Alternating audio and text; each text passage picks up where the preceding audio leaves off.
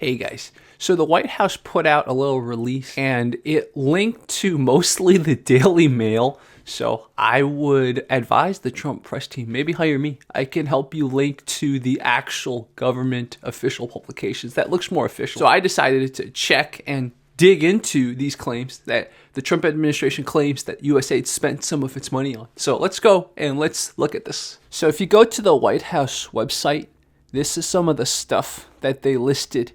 Now, the issue with this is that, you see, if you click on the link, it goes directly to the Daily Mail. So I think there's better links, as in go to the source, right? Don't go to the secondary source, go to the primary source. I decided to look at some of this stuff. Now, some of this was a little hard to find, but I found at least these three. So this was to Serbia's workplaces. Let's look at this. So this is a website I found. I didn't even know there was a website like this. This is a website that basically tracks spending.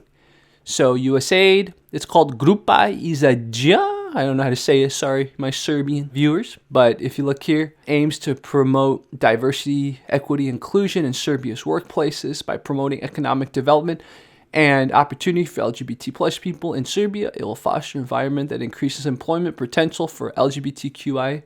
And this was 1.5 million. So notice, why 0.999? What is this 999? So... And then you could see this, look at this, funded over different fiscal years, right? Kind of what we learned from the last exploration we did.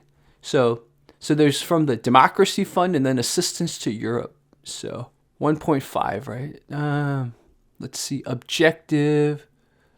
Let's see. Of course, the USAID website's not there anymore, so we can't see the original. This is the little Ireland thing. So a live musical to promote shared values of diversity, equity, inclusion, accessibility. About 70K. Yeah, 70K, that's right. So just one-time fund, it looks like.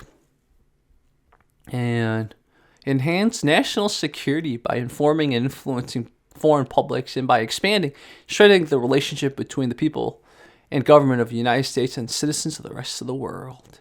Oh! We have a link here. What is this? I don't know what this is. Public diplomacy programs.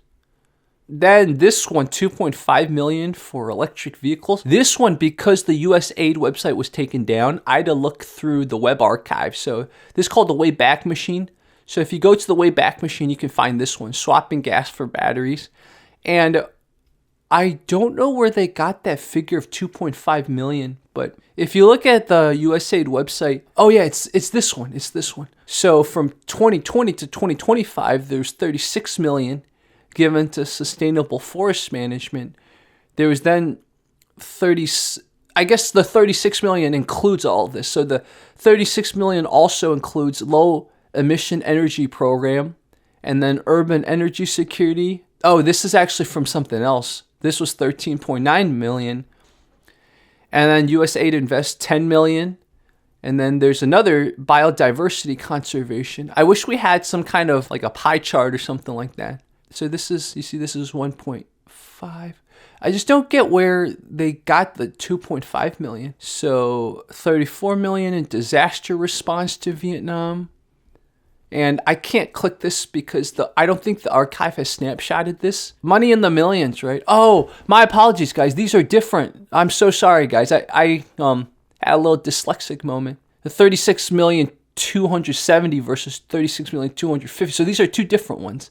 That makes sense. So this is for the span of 5 years, right? So maybe somewhere along this found 2.5. Again, I don't know where they got this, but so this was the article by the USAID to talk about. This led to a recent launch of the first 4 of a planned 20 battery swapping stations in the city. Since the launch, riders have swapped over 1,600 batteries, the equivalent of more than 984 liters or 260 gallons of gas avoided.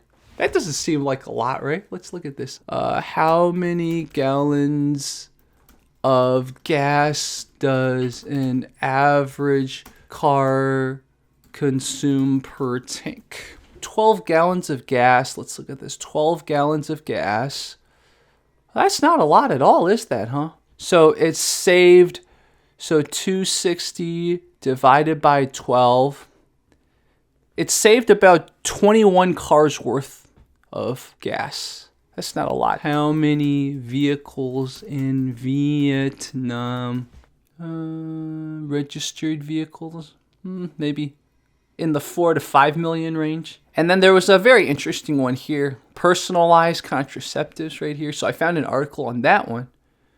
So this one's interesting. So backed by 3D print less intrusive contraceptives for women. Now, the thing is, I don't see any numbers here. So it doesn't say either. It doesn't say how much either. The first thing is, if you guys find the records of any of these other things that the Trump administration found, please let me know. I'd love to read them. So link them to me privately or put them in the comment section, whatever. Now, obviously, for those of you who don't know the U.S. Constitution, this whole USAID thing, it's kind of in a gray area because obviously as the executive branch, which is what the president's doing, he's supposed to execute the will of the people, right? So if Congress made funds for USAID, the president and everyone under him has to execute the will of the people. Now, you can argue that maybe the bureaucrats have not really executed the will, right? So then who is it up to kind of shut them down? Congress controls the purse, right?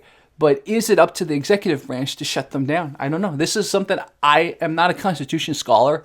And I know the Constitution was built with a lot of gray areas. There are some people, congressmen really, who have been claiming that this is unconstitutional, but it's not that simple. A lot of what the Congress has done to expand its own power, in general, what the federal government has done to expand its own power, is to take clauses in the U.S. Constitution. I can think of two right now. There's an interstate commerce clause and there's a necessary and proper clause. Those two clauses get more and more interpreted, and part of it was the Supreme Court. So it's hard when the Congress and the president argue over whose right is it, who's constitutional, because you could argue that our founding fathers did not want a government this big even arguing about any of this stuff. So I can rant about this all day, but I hope you guys check your news sources all the time, and whether you support Trump, you dislike him, you're neutral, check things he says, right? He's our president, just like members of Congress. You should call your congressman. When they say something, they put out a press release, you should check the work. That's part of your duty as a citizen. I mean it. It's easy not to care, but in a democratic country, we have to care. Now, there's incentives for people not to care, and there's incentives for people in charge for you not to care. But as a responsible citizen, that's one of your duties too, not just your country, but to your descendants too. I hope you guys enjoyed. Let me know what you guys think. We'll talk soon.